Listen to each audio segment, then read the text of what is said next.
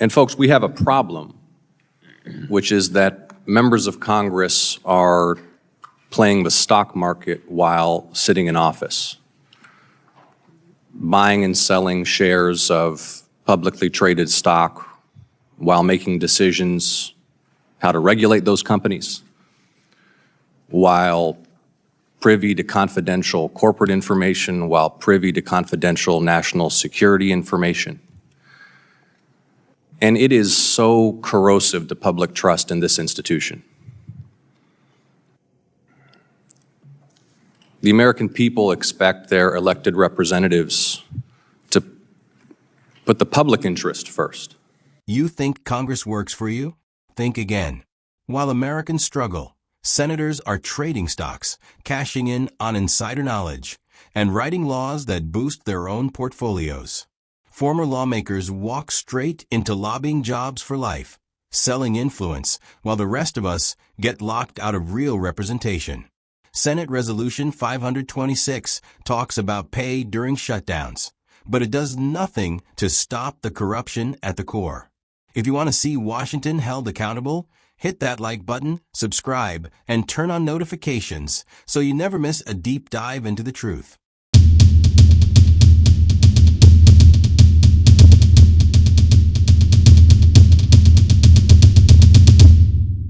The committee meets to consider Senate Resolution 526, which is based on a simple idea.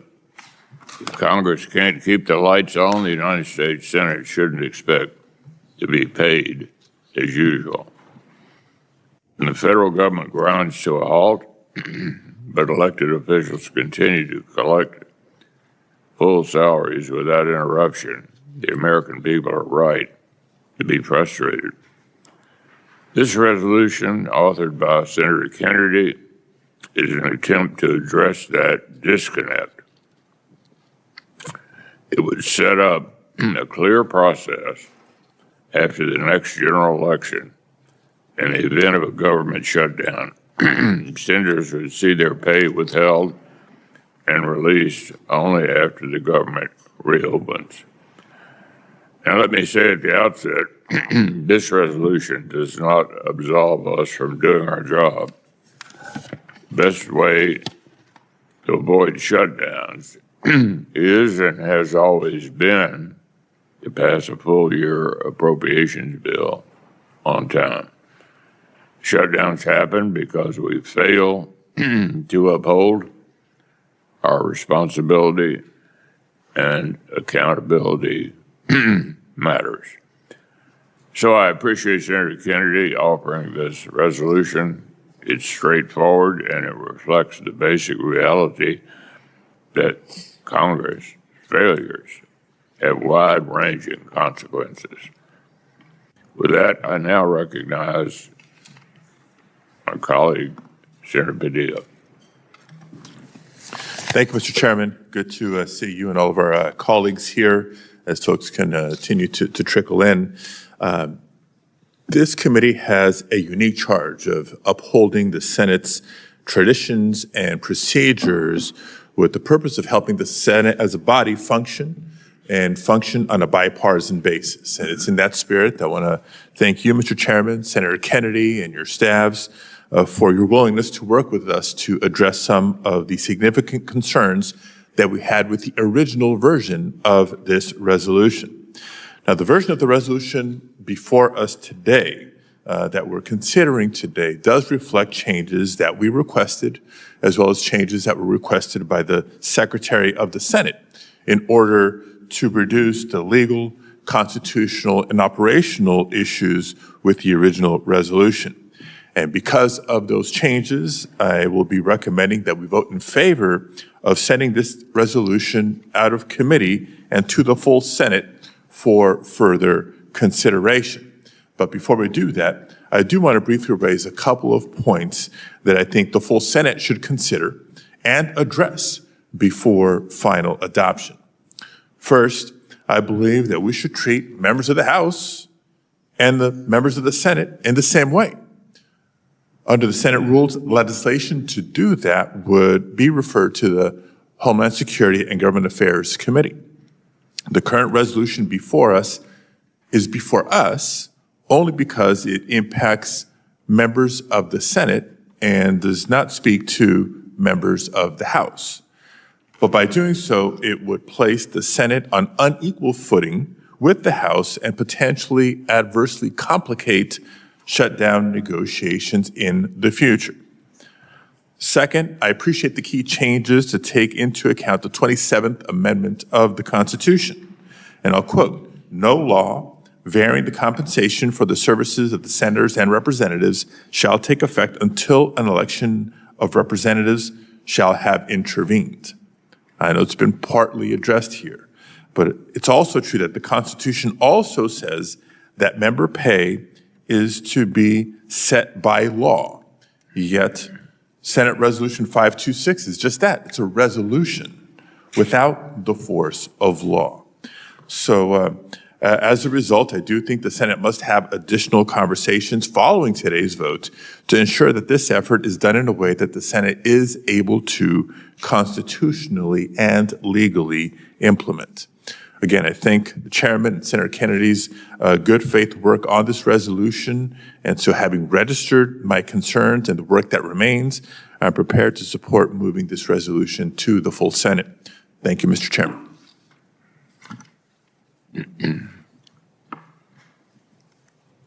Thank you, Senator Padilla. Senator Bennett is recognized to offer an amendment. Thank you, Chairman. It's good to see you, and I'm glad everybody is here. I call up Bennett Amendment number 1. My amendment would prohibit former members of Congress from registering as lobbyists, not for 1 year or 2 years, but for the entirety of their retirement from public service. This amendment addresses a serious problem in our democracy, the buying and selling of influence, and this is not a new problem. I first introduced this legislation in 2010. Since then, the amount spent on lobbying and the number of lobbyists has only grown. Last year, spending on federal lobbying reached a new high, topping $4.5 billion, a 37% increase from a decade ago. Research shows that in the 1970s and 80s, it was relatively rare for former members of Congress to become lobbyists. That began to change in the 90s, and that trend has accelerated ever since. There are now 359 former members who are registered lobbyists. This is not just an issue of how members spend their time after they leave these halls. It strikes at the core of our democracy. When Coloradans or Texans or Virginians send their elected representatives to Washington, they expect them to be focused on their needs and the needs of their communities. They don't want them to take votes with an eye on their next job opportunity. I think most members don't do that. I think most members are serious public servants who put the interests of their constituents first. But even the appearance of this revolving door erodes Americans' trust in our democracy, our rule of law, and the legislative process. So this amendment puts forward what I think are some common sense reforms. It bans members from lobbying and adds new transparency requirements. That's what Coloradans expect, and that's what the American people expect. It's what they deserve. Thank you, Mr. Chairman.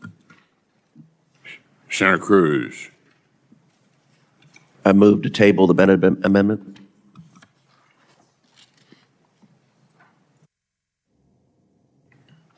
The question is on the motion to table Senator Bennett's amendment. All those in favor say aye. All opposed, nay. The ayes appear to have it. Senator Bennett's amendment is tabled. Senator Ossoff is recognized to offer an amendment. Thank you, Mr. Chairman, and thank you to the chair and ranking member for convening us today. I call up my amendment, Ossoff 3. And folks, we have a problem, which is that members of Congress are playing the stock market while sitting in office, buying and selling shares of publicly traded stock while making decisions how to regulate those companies, while privy to confidential corporate information, while privy to confidential national security information. And it is so corrosive to public trust in this institution. The American people expect their elected representatives to put the public interest first, not our private financial interest. And yet time and again, we hear about members of Congress in both political parties trading stocks like that's their day job, rather than representing the constituents who should be our highest priority. This is not controversial among the American public. Overwhelming majorities of Democrats, independents, Republicans want to ban stock trading by members of Congress. And we've made a lot of progress in the Senate in the last couple years building a bipartisan coalition to ban it. In fact, legislation that Senator Merkley and I have worked on with bipartisan colleagues in the Homeland Security Committee passed out of that committee for the first time with bipartisan support to ban stock trading by members of Congress. That bill still hasn't been brought to the floor, and we all know that there are private conversations with members going to folks in leadership saying they don't want it to come to the floor. We need to get this done. We have the opportunity right now in this committee to send a powerful message to the American people that we take seriously their deep concern and their justified concern about ethics in the United States Congress. My amendment is very simple. In a year's time, stock trading by senators is prohibited under Senate rules. The text of this, the assets that are covered, are all drawn from the painstakingly negotiated bipartisan legislation that's been agreed by the Homeland Security Committee. This will force us, by a date certain, to finish the job of advancing that legislation. This will give the American people confidence that we understand and we accept our job is not to enrich ourselves. Our job is to advance the flourishing and prosperity and health of our constituents. So I understand that there may be some parliamentary effort to avoid a vote on this. I know that there are senators who don't want to take a vote on this. But before we do that, Mr. Chairman, why don't we see this as an opportunity? What a great day this would be if, instead of continuing to evade this question, stock trading by senators, this committee, with its reputation for excellence, came together across the aisle and passed this amendment. Ban stock trading by United States senators. Do the right thing. I urge a yes vote. Thank you, Mr. Chairman. Senator Merkley. Thank you very much, Mr. Chairman. I second the motion of my colleague from Georgia. And if there is a motion to table, is that motion debatable? In other words, can we give everyone an opportunity to express their views before this issue is tabled? No, it's not debatable. It is not debatable. It's not debatable. Then I would ask my colleagues, if somebody's thinking about tabling this motion, can you just wait until everyone who wants to express themselves on this has had a chance to do so? It'd be a courtesy to extend. And I do think that courtesy is important because this issue is important. We all have a collective interest in Americans seeing that we act with integrity, that is not corrupted by our concern about our pocketbook over the public interest. And there is no way, if you have a huge portfolio concentrated in a particular area, or you have a specific stock that would be affected by legislation, there isn't a voice in your head recognizing that and perhaps exercising some influence over how you might act. If you have a huge renewable energy portfolio, then maybe tax credits for renewable energy pass into your mind as, pretty good idea for my investments. If you have a huge inventory of bank stocks, or maybe you have fossil stocks, or who knows what, that should never be a voice that influences us. And this straightforward amendment for ourselves and our spouses is in the interest of this Senate serving the American people.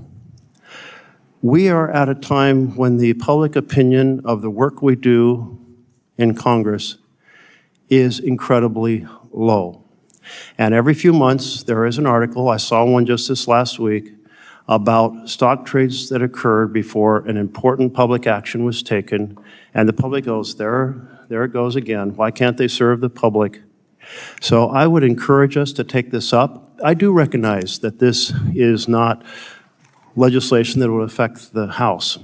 But I was thinking back to when I became Speaker of the House in Oregon, and in our rules, we adopted gift rules that affected only the House of Representatives in Oregon. We called it the $10 standard. You could give someone an apple pie, a cup of coffee, a T-shirt, a ball cap, but you couldn't take, a lobbyist couldn't take a person on trips. They couldn't take them to sweetheart tickets for concerts or playoffs or so on and so forth. And it really changed the culture, and it led to the Oregon legislature adopting a very similar law. So I think it's well worth our doing this here for our Senate. We've been debating this for over a decade. It's been well over a decade when I first became involved in this, and I so appreciate my colleague from Georgia picking up the torch this year and really helping to drive this forward. But let's debate this. Let's vote on this. Let's not table this. Thank you, Mr. Chairman.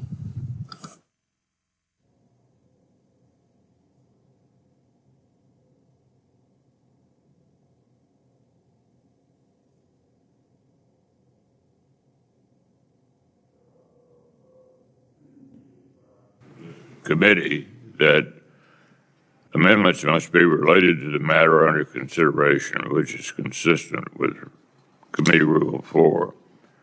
Your amendment is not related to member pay during a government shutdown. As a result, the amendment falls. Mr. Chairman, I appeal the ruling of the chair. Is there a motion to table the appeal? Mr. Chairman, since Senator Ossoff has appealed the ruling of the chair, I would offer an amendment that, or I would move that we table his amendment. Is the motion to table the amendment or to table the appeal? Table the amendment. The appeal, I'm sorry. Table the appeal. Well, an aye vote supports the ruling of the chair. Correct. All those opposed say nay. Nay. Nay. Nay. In the opinion of the chair, the ayes have it. The Mr. ruling Chairman, of the chair. I ask for a recorded vote.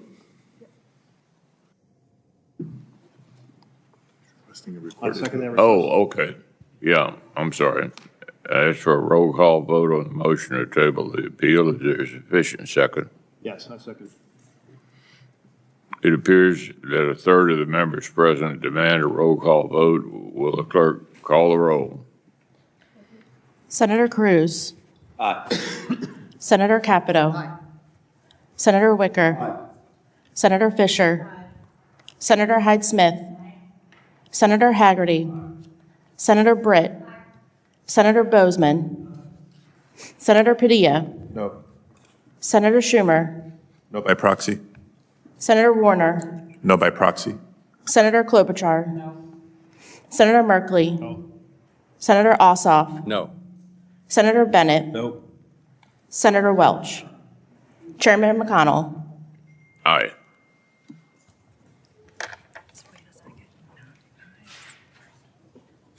The ayes are 9, the noes are 8. Is there further debate on We gotta do this first. this motion to table Senator Ossoff's appeal? The ayes are 9 and the nays are 8. The motion to table is agreed to.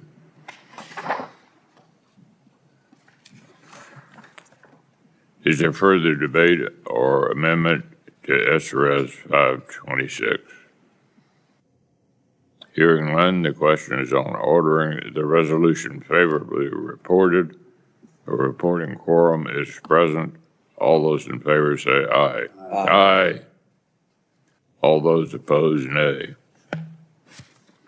In the opinion of the chair, the ayes have it. S. Res. 526 is favorably reported. I ask unanimous consent that in preparing the measure for reporting, the staff be authorized to make any required technical or conforming changes. Thank you, everyone. Without objection, the committee stands adjourned.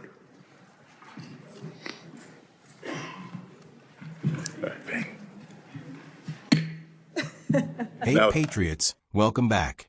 Before we dive in, make sure to hit that like button and subscribe so you never miss a deep dive into the truth about what's really happening in Washington.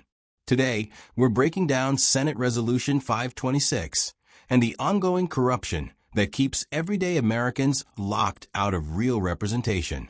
SRES 526 was supposed to be about accountability, senators not getting paid during government shutdowns. On paper, that sounds reasonable.